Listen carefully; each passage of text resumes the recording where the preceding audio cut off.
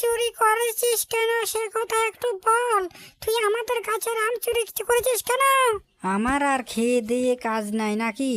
আমি তোদের আম গাছের চুরি করতে যাব?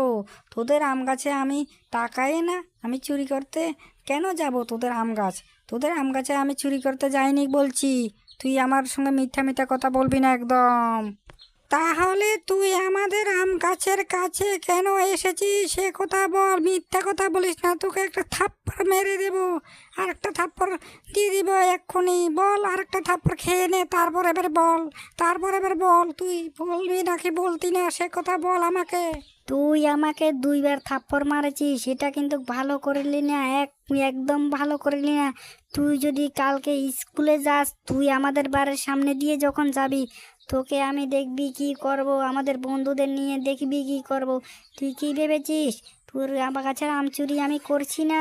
বলছি তুই আমাকে মারছিস। কেন মারছিস? আবারও মারছিস, বারবার ধরে মারছিস। এর প্রতিশোধ আমি তুলে নেব। হ্যাঁ হ্যাঁ হ্যাঁ, তুই আমাকে মারছিস। আমার মাকে গিয়ে এক্ষুনি বলে দিচ্ছি বলছি।